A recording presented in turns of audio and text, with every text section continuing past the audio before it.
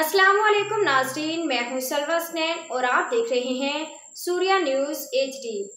आइए नजर डालते हैं आज की अहम। कराची गर्मी की शिद्दत में इजाफे से जल्दी अमराज तेजी से फैलने लगे, अस्पतालों में रश।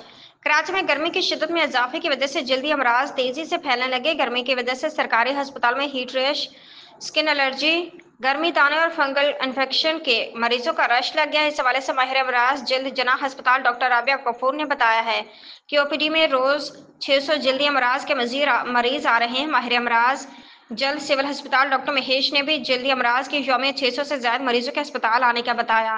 इधर MS स्किन अस्पताल के डॉक्टर अब्दुल्ला के मुताबिक स्किन अस्पताल सदर में आने वाले मरीजों की यौमी तादाद 5000 तक है।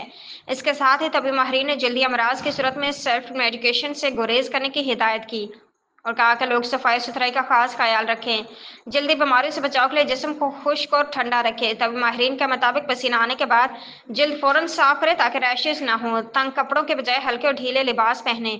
खारिश, दाने या इन्फेक्शन की सूरत में फौरन माहिर अमराज जल्द से रजू करें।